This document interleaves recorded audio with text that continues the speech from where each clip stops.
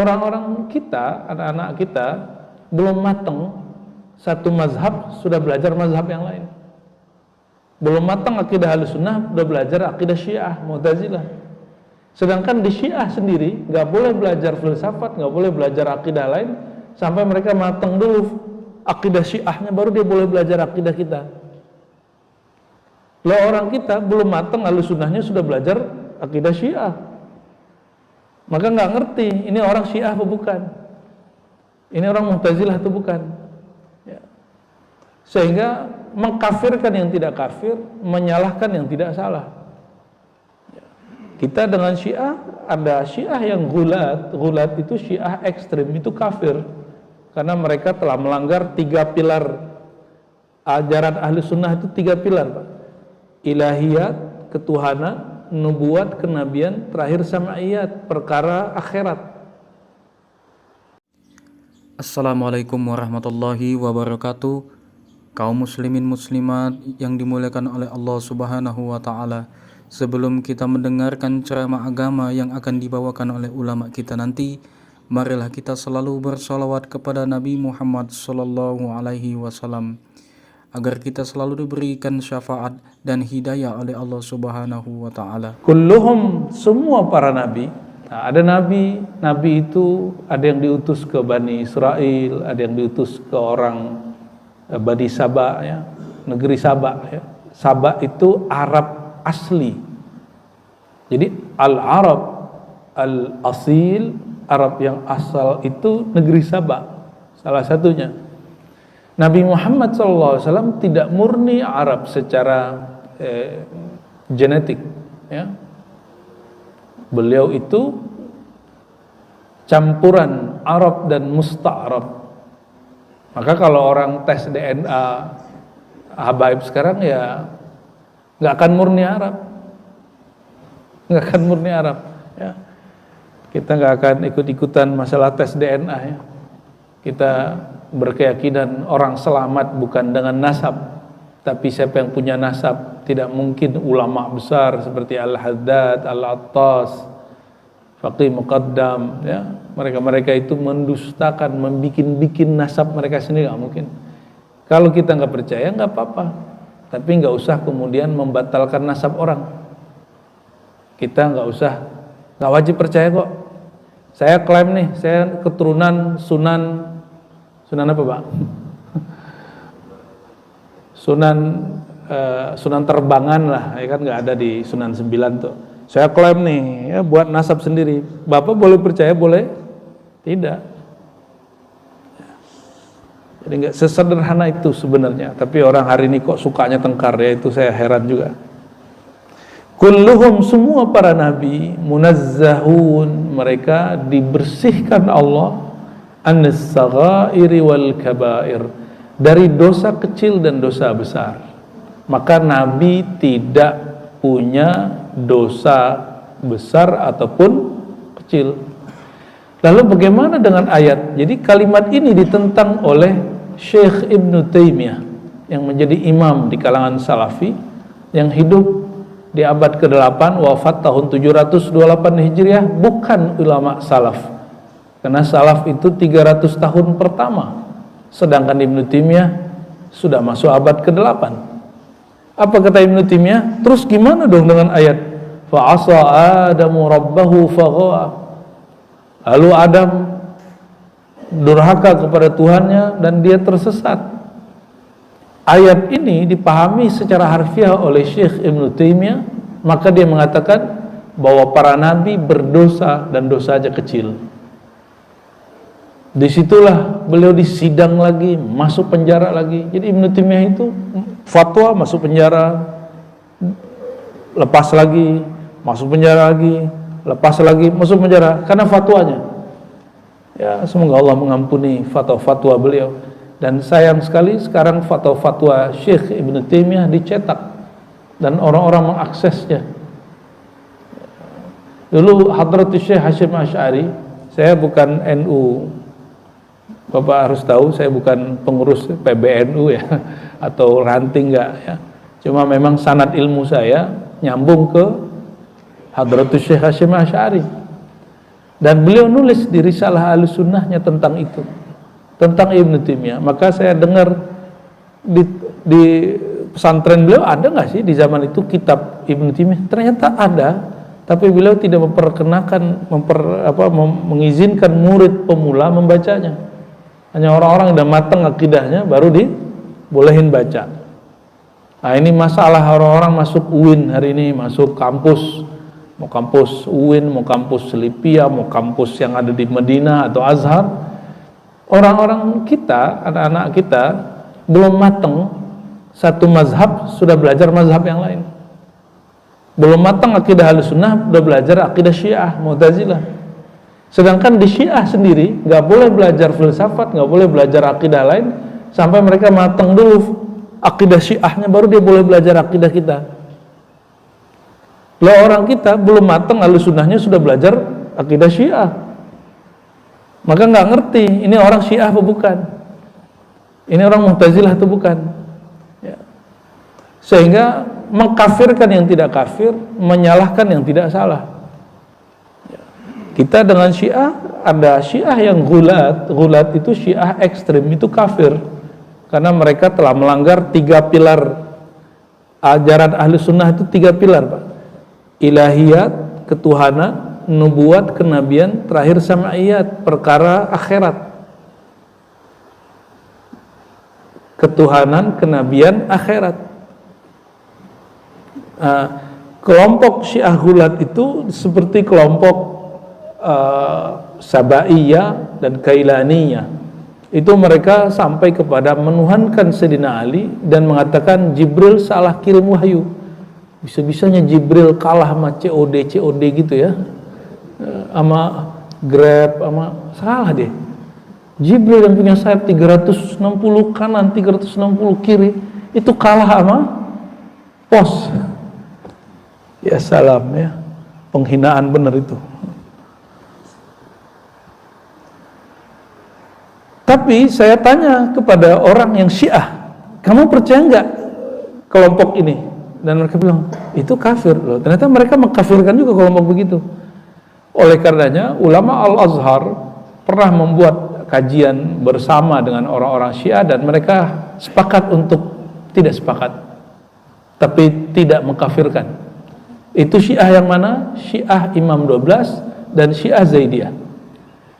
Dulu, ini Al-Azhar Ahlussunnah Asy'ariyah, sama dengan NU Muhammadiyah. Di Saudi, di waktu Syekh bin Baz, mufti Wahabi, mufti Salafi, masih hidup, itu guru dari guru saya. Saya juga punya guru yang ngaji ke bin Baz. 9 tahun belum ngaji ke bin Baz waktu kuliah di Riyadh. Syekh bin Baz ini dimintain fatwa tentang Syiah. Tahun pertama dia bilang Syiah itu kafir. Datanglah surat tahun berikutnya dari ulama Zaidiyah. Siapa yang kau bilang kafir? Yang kau bilang kufur itu nggak ada di kelompok Syiah kami, Syiah Zaidiyah. Maka tahun berikut Syekh bin Baz merevisi fatwanya. Silakan cek di kumpulan fatwa Syekh bin Baz yang bisa bahasa Arab ya. Dan Syekh bin Baz menarik fatwanya mengkafirkan Syiah. Maka kalimatnya diganti, Syiah Zaidiyah tidak kafir, dekat ke sunnah. Imam 12 itu menyimpang, begitu aja. Atau kalau bahasa orang di kampus, Syiah itu masih muslim tapi berbeda dengan Ahlussunnah. Itu bahasa halusnya. Kalau bahasa kasarnya mau, Syiah itu yang Imam 12 dan Zaidiyah itu masih Islam tapi menyimpang dari ajaran Ahlussunnah. Itu bahasa kasarnya. Pilih, silakan pilih sendiri. Tapi tidak sampai kafir. Nggak sampai kafir. Dari mana kita dapat? Silakan cek nanti kitab-kitab yang kalau antum bisa baca kitabnya. Kitab Usuluddin Abdul Qahir Al-Baghdadi, Al-Milal wan Nihal, Al-Farqu bainal Firaq, karya Abdul Qahir Al-Baghdadi, Syahristani dan Al-Sifahani. Mereka semua tidak mengatakan, tidak ada satupun yang mengatakan Syiah Imam 12 dan Syiah Zaidiyah itu kafir. Nggak ada satupun. Nggak ada satupun.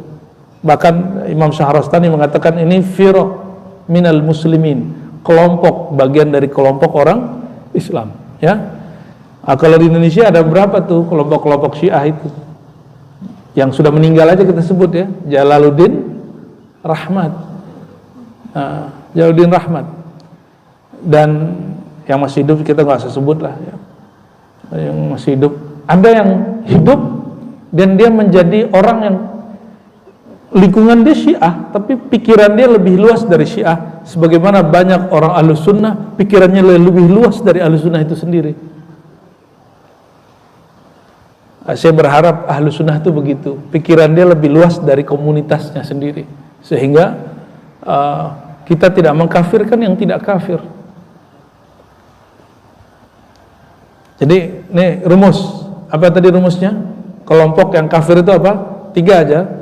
Dalam melanggar 1, ketuhanan. Yang kedua, mengatakan ada nabi setelah Nabi Muhammad SAW. Maka Ahmadiyah Qadiani itu lain dengan Ahmadiyah Lahore. Saya nggak tahu yang di Parung itu Qadiani apa Lahore ya. Ahmadiyah Qadiani meyakini ada setelah Nabi Muhammad SAW ada nabi, ada pelengkap Nabi Muhammad SAW. Dan yang ketiga, bab akhirat. Siapa saja kemudian menyimpang dalam 3 hal ini, itu dilihat penyimpangannya, dan rata-rata mereka sampai ke ada yang sesat, ada yang kafir.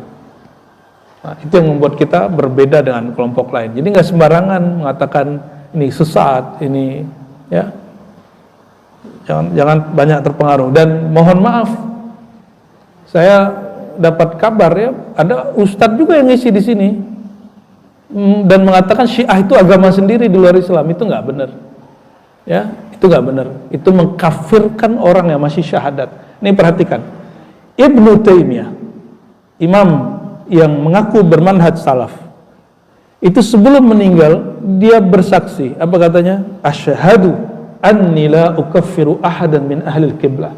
Aku bersaksi, aku tidak mengkafirkan seorang pun ahli kiblat, muslim yang masih sholat. Itu Ibnu Taimiyah. Dan juga Bin Baz. Oke, berarti sudah kuat nih. Tapi kok ada orang hari ini mengatakan itu agama sendiri. Dan mereka nggak bisa bedain juga antara Sufi dengan Syiah. Dikira Sufi itu Syiah. Ya salam. Kenapa? Karena Sufi punya sanad zikir kepada Sayyidina Ali. Disitulah mulai kebencian mereka kepada Ahlul Bait. Na'udzubillah min dzalik. Ahlus Sunnah cinta kepada Ahlul Bait, tapi tidak ghulu. Apa arti tidak ghulu? Tidak berlebihan, sepantasnya aja. Ya, maka kita hormati para habaib sebatasnya. Atau orang yang mengaku zuriat Nabi Jalul Wali Songo, kita hormati sebatasnya. Tidak sampai mengkultuskan mereka. Kembali ke sini, ini kaidah Ahlus Sunnah, bahwa para nabi semuanya yang 124.000 itu Allah jaga daripada dosa kecil dan dosa besar. Ya, ini akidah Ahlus Sunnah. Maka Ibnu Taimiyah dalam bab ini menyimpang dari akidah Ahlus Sunnah. Paham?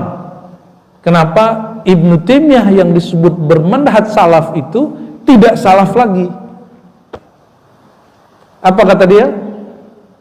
Di jilid 4 Majmu' Fatawa, dia mengatakan para nabi terpelihara dari dosa besar, tapi tidak terpelihara dari dosa kecil. Kita anggap itu kesalahan Ibnu Taimiyah, tapi kita tidak mengatakan Ibnu Taimiyah kafir. Ini keliru saja. Kenapa?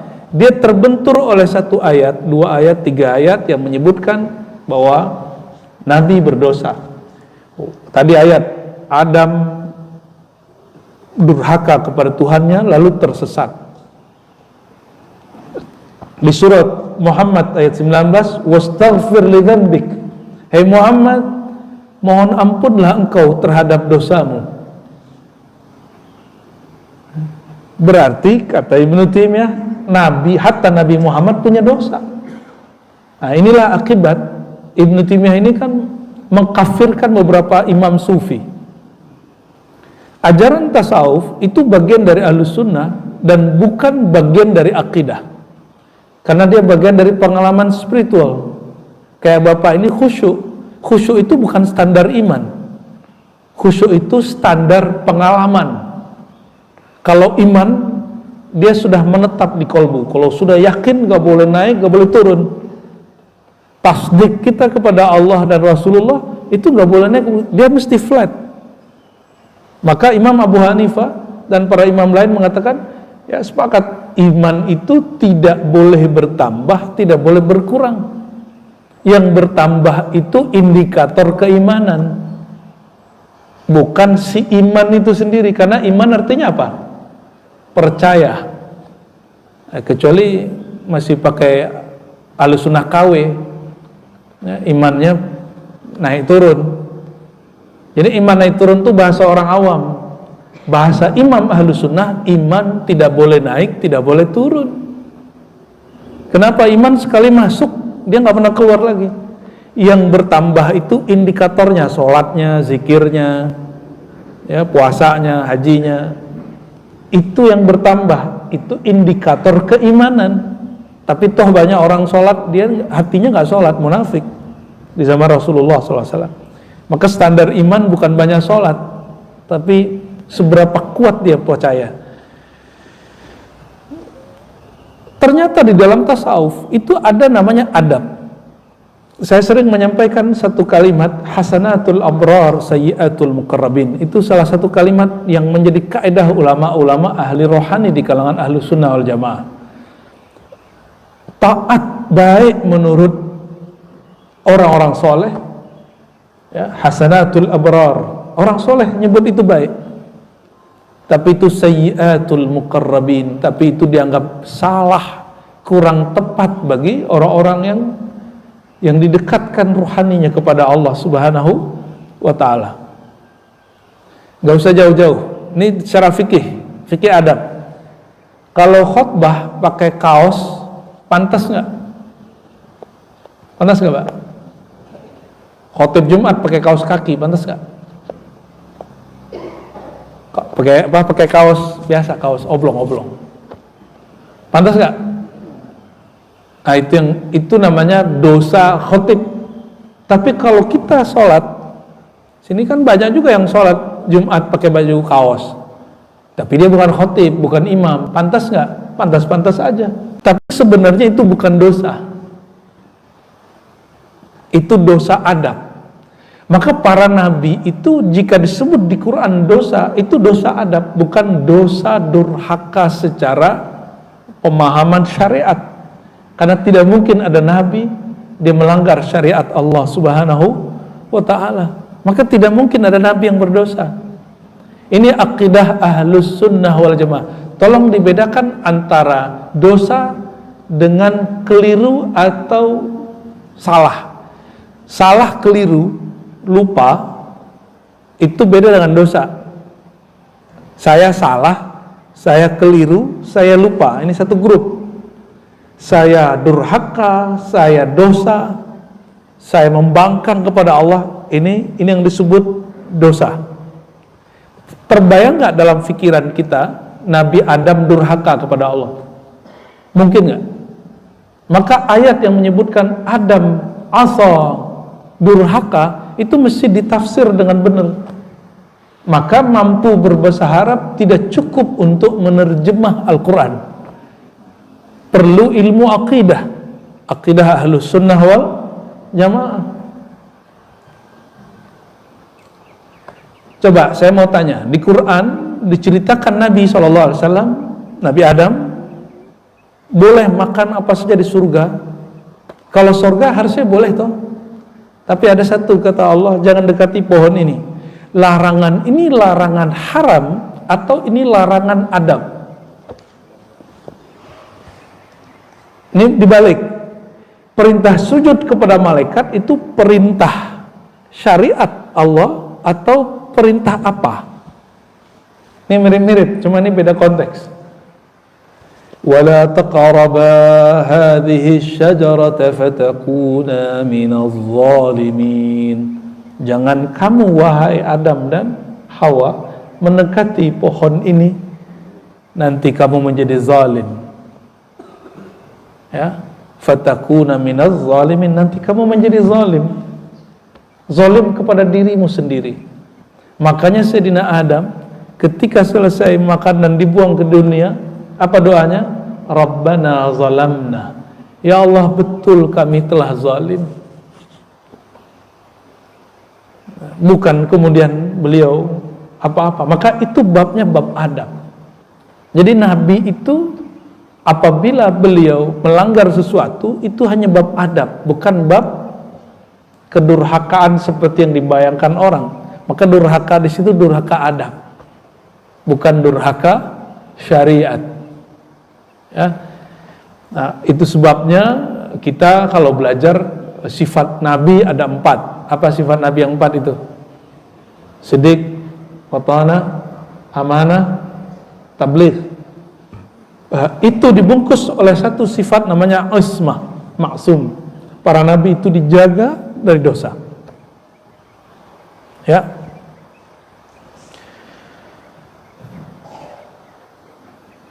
Nabi SAW pernah salah Nabi untuk benar. Pernah lupa Nabi supaya ingat.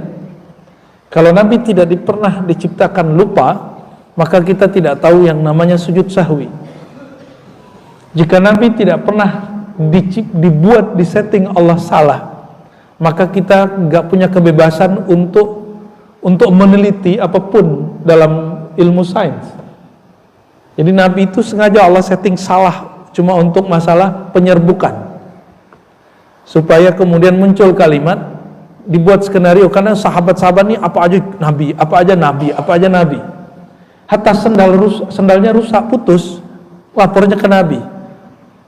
Ya, maka Allah buat setting, ini gawat ini, hai Muhammad, mereka menjadikan engkau nanti lama-lama bisa menuhankan engkau, kira-kira begitu.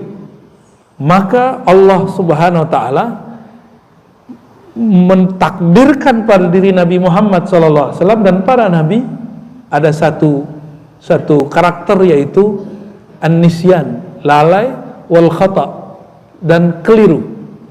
Maka dalam akidah Ahlussunnah dibahas, dalam usul fikih dibahas bahwa antara dosa dan kesalahan itu beda. Dosa itu membangkang kepada Allah. Kalau salah itu ijtihad yang keliru. Ya, ijtihad yang keliru, ya. Wal kufru wal qaba'ih wal fawaish. Nabi terlindung dari kekufuran, dari kekejian dan fawahish, ya. Sama terjemahannya, waqad kanat minhum zallat, ya. Tapi para nabi itu mereka tetap tergelincir dari yang seharusnya terjadi, wa khataya, dan para nabi itu bersalah. Jadi bisa melihat, makanya seorang Nabi Muhammad SAW ditegur oleh Allah karena ingin menyenangkan hati istrinya. Maka Nabi SAW ketika pulang ke rumah Ummu Salamah atau pulang ke rumah Aisyah, ini dua riwayat ini hampir-hampir sama, itu mereka mengatakan, wahai Rasulullah, kenapa mulutmu bau? Apa yang kau makan di rumah istri yang ono gitu?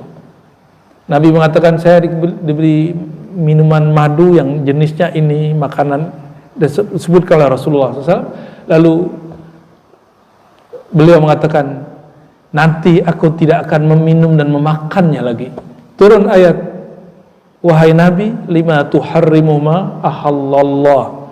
Wahai Nabi, kenapa kau mengharamkannya Allah halal? Berarti Nabi dibuat keliru oleh Allah, lalu ditegur. Tapi itu bukan dosa. Itu bukan dosa. Kelirunya Nabi itu benar. Kalau nggak kejadian begitu, maka semua kemauan istri mesti diikuti, Pak. Nah, itu cara Allah untuk membatasi kita. Jangan mendewakan istri, ya. Istri dihormati, bukan diikuti semua keinginannya, ya. Gitu ya ibu ya. Ini kadang bapak-bapak ini kadang saking cintanya dia mendahulukan istri dari Tuhannya, ya. Nauzubillah min zalik. Kita punya kenalan, dia sengaja meninggalkan agama kita bukan karena ajaran akidah, cuma karena masalah fikih. Di Islam boleh cerai, dia takut cerai sama bininya, maka dia menikah dengan agama yang gak boleh cerai. Hebat juga tuh ya.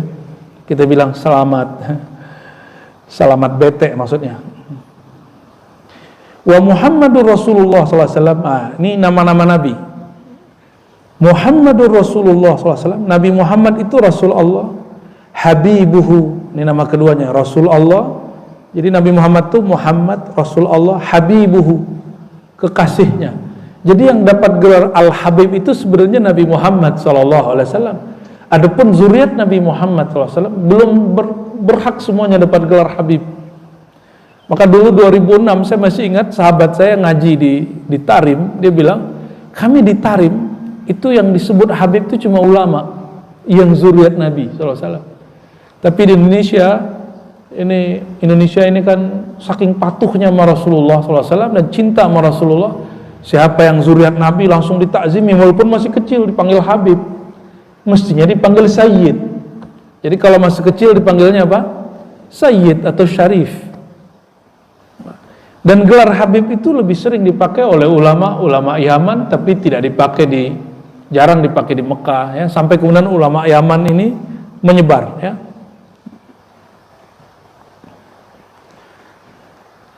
Wa abduhu, Nabi Muhammad itu kekasihnya dan hambanya.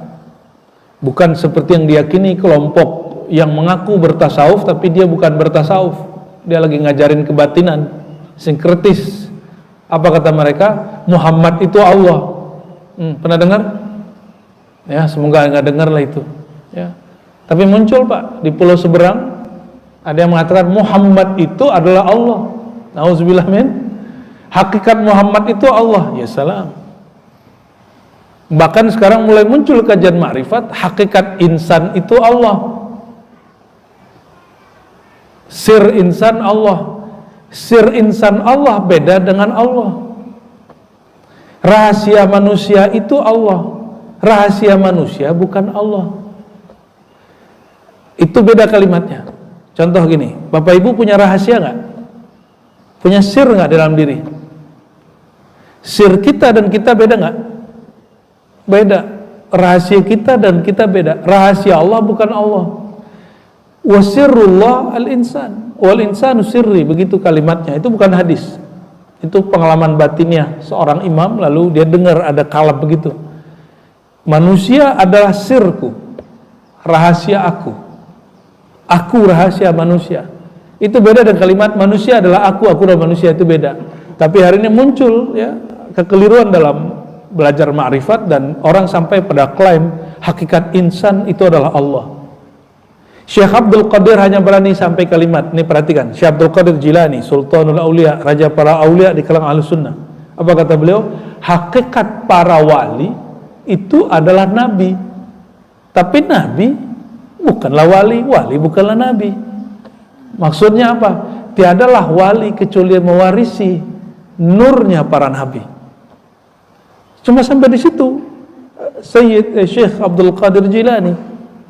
Tapi kalau sekarang muncul orang salah paham, ya mungkin karena bahasa Arabnya kurang, akidahnya kurang pas, lalu meyakini bahwa hakikat insan adalah Allah, berarti al-insan itu Allah. Nah, muncul begitu hari ini. Nauzubillah min dzalik. Itu bukan tasawuf. Ya, at-tasawuf Ahlus Sunnah, pencapaian tertinggi seorang makhluk adalah maqam al-ubudiyah, maqam kehambaan. Dia sadar dirinya hamba dan Allah adalah Rabb-nya, penciptanya. Itu maqam tertinggi. Maka diabadikan dalam surat Al-Isra, subhanalladzi asra bi'abdihi. Maha hebat Allah yang memperjalankan sang hamba ke tempat paling tinggi di alam semesta, yaitu Arasy ya. Dari Masjidil Haram ke Masjidil Aqsa, dilanjut Mi'raj ke Arasy. Oleh karenanya tasawuf tertinggi bukan orang yang mengatakan ana Allah, aku Allah. Itu tasawufnya standar, kurang tinggi itu. Maka di Indonesia ada Syekh Siti Jenar mengatakan aku Allah, itu makomnya belum tinggi-tinggi amat itu.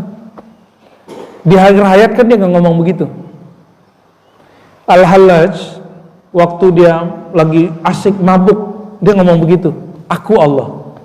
Ditegur oleh gurunya Imam Junaid, kata Imam Junaid, Hallaj, kata-katamu ini maharnya adalah darah. La yaqta'uka illa al-dam. Ya, tidak ada yang akan menghentikanmu kecuali engkau mati, dihukum bunuh.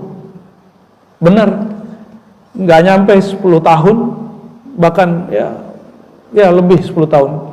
Imam Junaid 297, Al-Hallaj 309, nyampe 10 tahun lebih ya 12 tahun dari kalam Imam Junaid, Al-Hallaj digantung.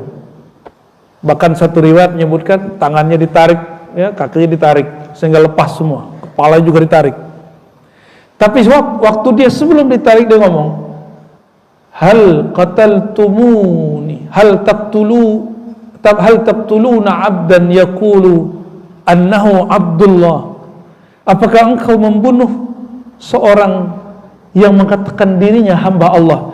Jadi Al-Hallaj yang dia sadari, dia menyebutkan dia hamba Allah, tapi yang kedengaran sama orang, dia mengatakan dia adalah itu. Maka makom Hallaj dan Syekh Siti Jenar tertinggi, dia mengatakan dirinya hamba Allah, bukan mengatakan dirinya Allah, ya. Ada beberapa kenalan saya, Bapak, Ibu, dulu kita ngaji hakikat gitu lah ya. Terus bilang, saya udah nggak sholat, bro. Loh, ente udah nggak sholat?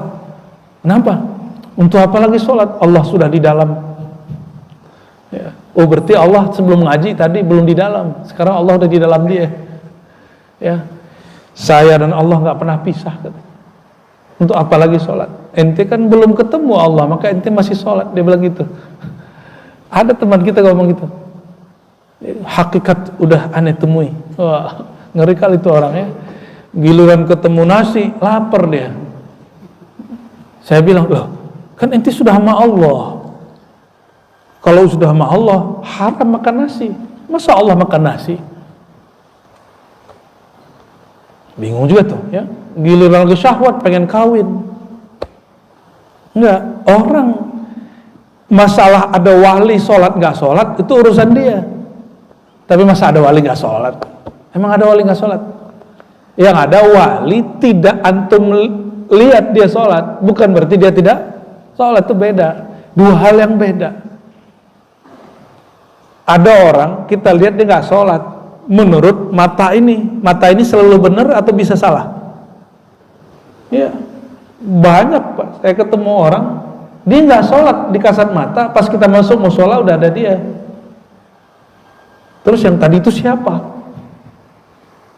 Itulah kekasih-kekasih Allah itu biasa nguji kolbu kita, nguji kolbu. Apakah kita suuzon dengan kekasih-kekasih Allah itu atau tidak? Ya.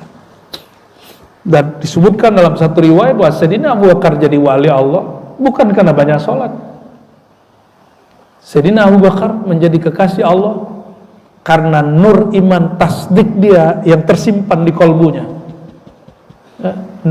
Bi imanin, bi nurin wuqira fi sadri. Sayyidina Abu Bakar itu menjadi wali bukan karena laisa bi kasrati salatin, bukan karena banyak sholat. Dia banyak sholat.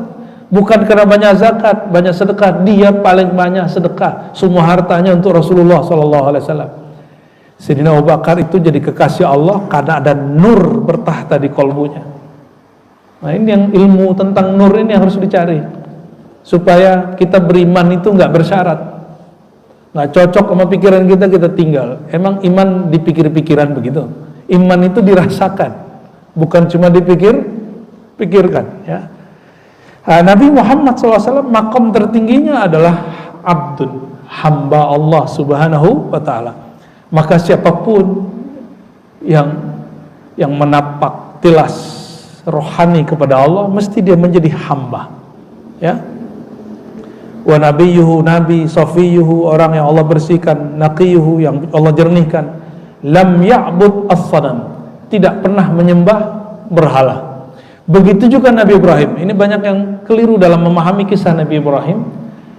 Jadi ayatnya seakan-akan kalau orang nggak belajar akidah nih, Nabi Ibrahim melihat ada bintang, apa kata Ibrahim? Ini Tuhanku. Tiba-tiba bintangnya hilang waktu terbit bulan purnama. Oh, kayaknya ini Tuhanku. Ternyata bulan juga redup dengan terbitnya matahari. Dia bilang, kayaknya ini Tuhanku.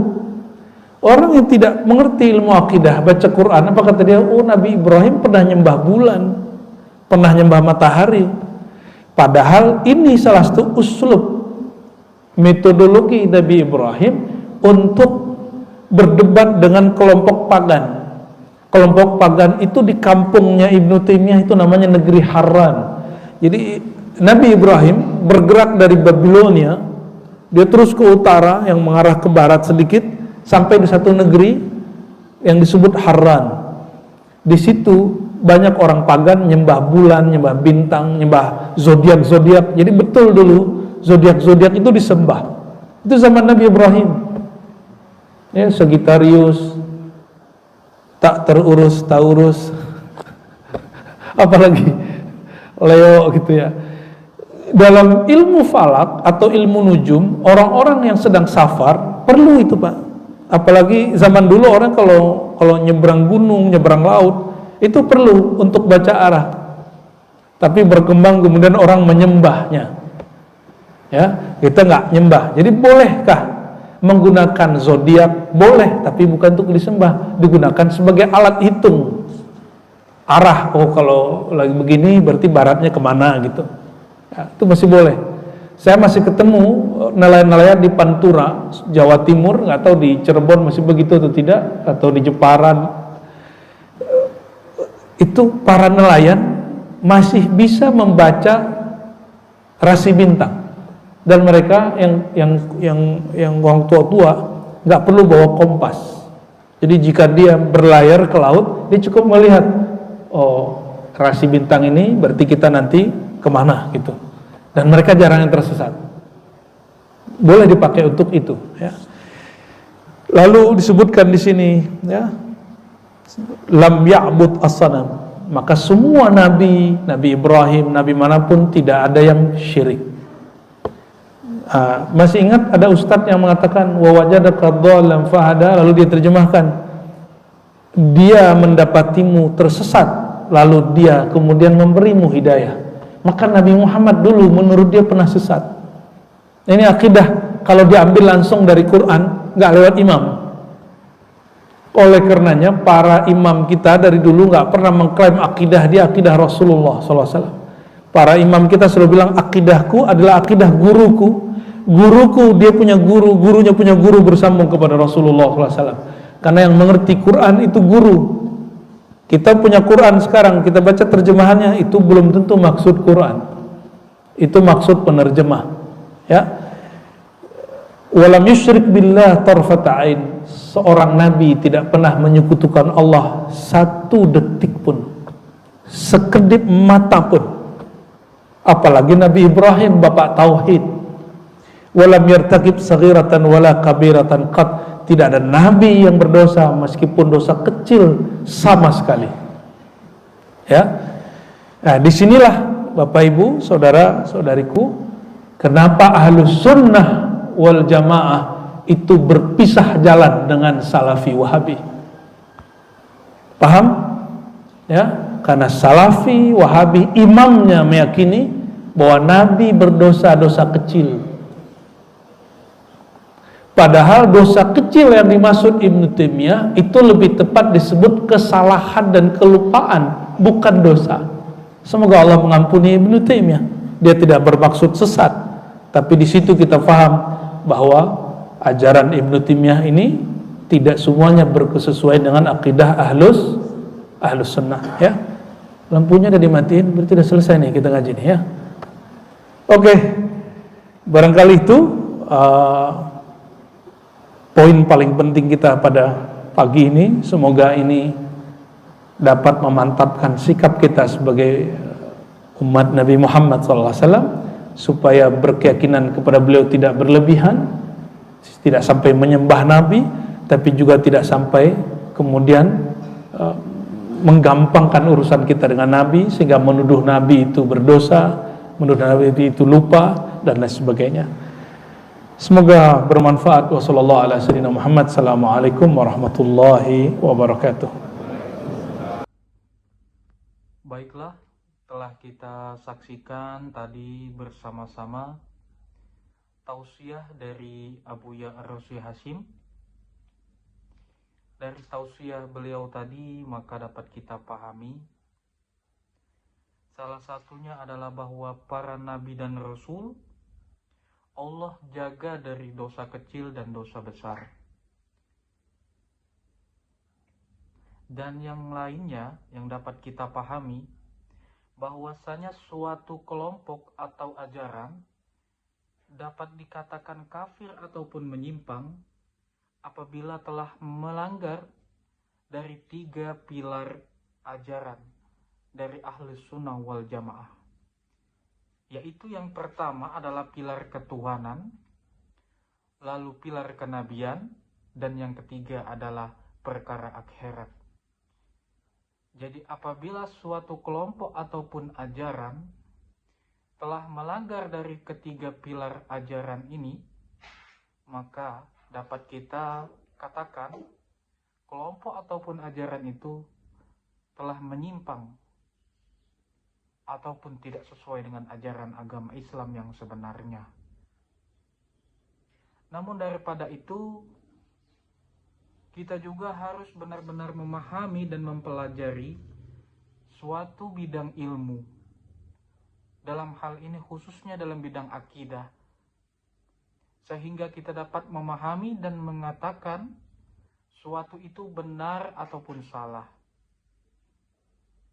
Jangan sampai kita mengatakan yang kafir tetapi bukan kafir dan menyalahkan yang tidak salah. Semoga kita semua selalu dalam bimbingan Allah Subhanahu wa Ta'ala dan selalu istiqomah untuk mendekatkan diri kepada Allah Subhanahu wa Ta'ala. Semoga tausiah dari Abuya Ar-Rasyid Hashim ini dapat menambah ilmu pengetahuan bagi kita semua dan semakin mendekatkan diri kita kepada Allah Subhanahu wa Ta'ala. Jika video kami bermanfaat, mohon bantuannya untuk melakukan subscribe, like, dan share. Karena dengan melakukannya kita sudah melakukan kebaikan untuk menyebarkan kebaikan sesama umat manusia. Terima kasih.